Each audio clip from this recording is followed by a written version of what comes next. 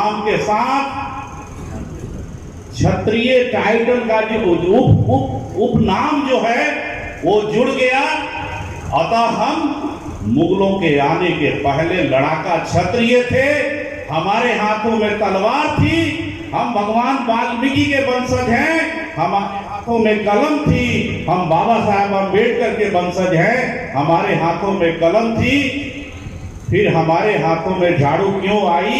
हमने ये बताया मित्रों, ये झाड़ू थोपा हुआ है और थोपे हुए काम को हम बड़े शौक से कर रहे हैं। बाबा साहेब अम्बेडकर ने कहा है कि गुलामों को,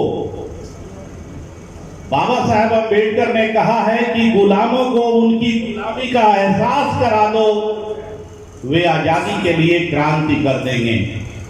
महादलित परिसंघ और देश भर में घूम घूम कर बबन रावत, आपका बेटा, आपका भाई अपने लोगों को जगाने का काम कर रहा है।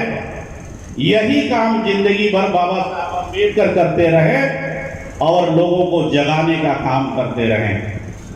तो ये बताने की जरूरत है कि ये झाड़ू मजबूरी में हमारे लोगों ने थामा।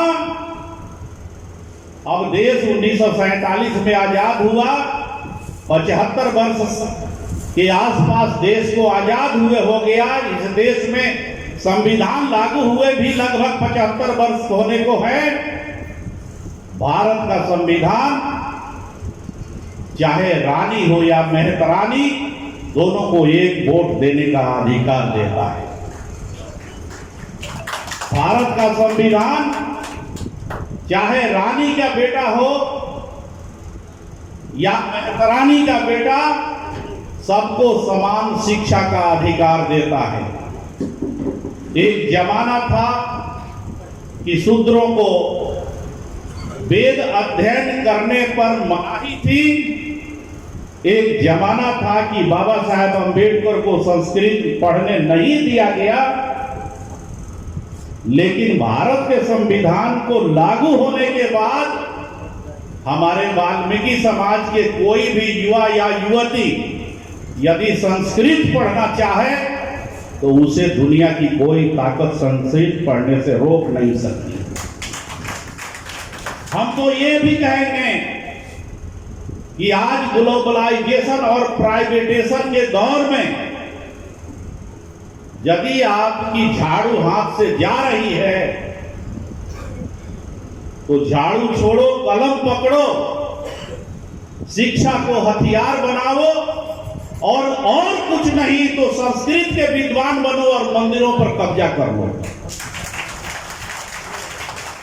मंदिरों के पुजारी बनो। इस मंच के माध्यम से हम ये भी कहना चाहते हैं कि मंदिरों के पुजारी में भी आरक्षण लागू होना चाहिए और जो योग्य विद्वान हो उसको मंदिर का पुजारी बनना चाहिए। तब जाकर समतामूलक समाज बनेगा। स्वामी विवेकानंद, स्वामी दयानंद, राजा राम मोहन, ज्योतिराव फूले, अम्बेडकर, लोहिया और पंडित दीनदयाल उपाध्याय जैसे महापुरुषों ने जो सपना देखा था मजबूत भारत का, वह मजबूत भारत तब हमें परिलक्षित हुआ दिखाई देगा जब योग्यता के आधार पर प्रत्येक व्यक्ति को हर तरह के कार्य करने की आजादी मिले। और यह आजादी बाबा साहब अम्बेडकर ने आपको देकर चले गए। जब बाबा साहब अम्बेडकर को संस्कृत पढ़ने की आजादी नहीं मिली तो उन्होंने फारसी विषय को चुना और जर्मनी में जाकर के उन्होंने संस्कृत पढ़ा।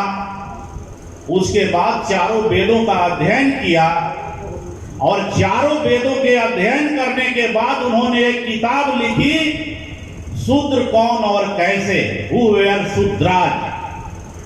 आपको जानकर आश्चर्य होगा, ये बाम सेफ वाले,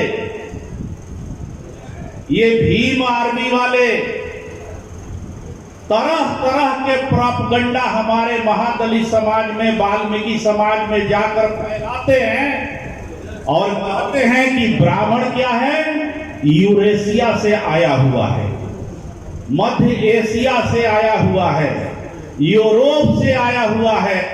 ब्राह्मण यहाँ का मूल बासिंदा नहीं है, लेकिन बाबा साहब अम्बेडकर ने चारों वेदों के आधार पर, खासकर ऋग वेद के आधार पर यह डिक्लेयर कर दिया अपनी किताब में, जिसका नाम है हु एयर शूद्राज, हिंदी में है शूद्र कौन और कैसे। इस किताब में बाबा साहब अम्बेडकर ने क्लियर कट लिख दिया कि आर्य बाहर से नहीं आए थे, आर्य इसी देश के लोग थे। अतः यदि वामसेव के लोग और भीम आर्मी वाले बाबा साहब को मानते हैं, तो बाबा साहब के इस फिलॉसफी को क्यों नहीं मानते हैं कि आर्य बाहर से नहीं आए थे, ब्राह्मण बाहर से नहीं आए थे, वो यहीं के थे।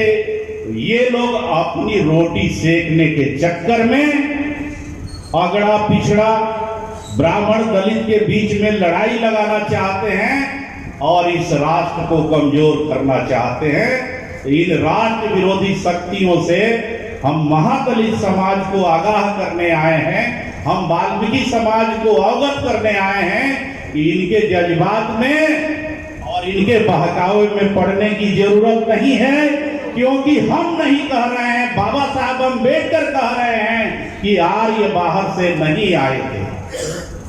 मित्रों, कुछ दिन पहले भारत के संसद में एक बवाल मचा कविता को लेकर, ठाकुर का कुआं। एक राज्यसभा के सांसद ने उस कविता को पढ़ी थी, उसके बाद पूरे देश में बवाल मचा। उस कविता को लिखने वाला व्यक्ति कौन था? ओम प्रकाश वाल्मीकि। ओम प्रकाश वाल्मीकि कौन थे? हमारे समाज में पैदा लिए हुए विद्वान लेखक, एक विद्वान कवि। ओम प्रकाश वाल्मीकि जब जिंदा थे उस वक्त उतनी चर्चा उनकी नहीं हुई जितनी मर जाने के बाद उनकी चर्चा हुई है। तो हम अपने नौजवानों से आह्वान करना चाहते हैं कि आप भी ऐसा काम कीजिए। जिंदा रहते हुए यदि आप सम्मान न भी मिले तो मरने के बाद दुनिया याद करे, जैसे बाबा साहब अम्बेडकर और ओम प्रकाश वाल्मीकि को हम लोग याद करना चाहते हैं। मित्रों, ओम प्रकाश वाल्मीकि की एक कविता भी आपके बीच में रखने का अवसर मिलना चाहिए। ओम प्रकाश वाल्मीकि की कविता है, पथरीली चट्टान पर, पथरीली चट्टान पर हथौड़े की चोट, पथरीली चट्टान पर हथौड़े की चोट चिंगारी को जन्म देती है।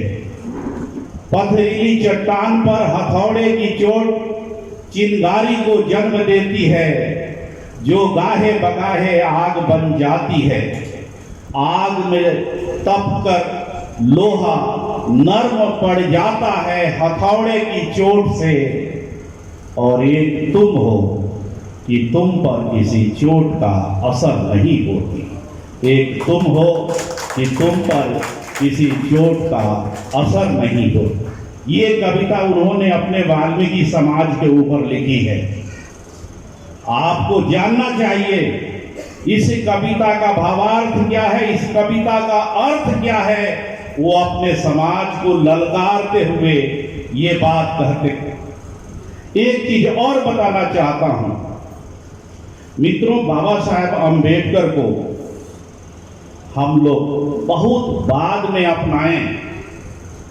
बाबा साहब अम्बेडकर की तस्वीर एक तो मिलती नहीं थी, और मिलने लगी तो दलित समाज के दूसरी उपजातियों ने बाबा साहब अम्बेडकर के विचारों को अपने जीवन में आत्मसात किया, और वे दलित जातियां आज कहां से कहां चली गई। शैक्षणिक रूप से सबसे आगे वह दलित जाति है, सामाजिक रूप से सबसे आगे है, आर्थिक रूप से सबसे आगे है, और राजनीति में तो उस एकमात्र दलित जाति का दबदबा है। कम से कम उत्तर भारत में तो उस जाति का दबदबा है।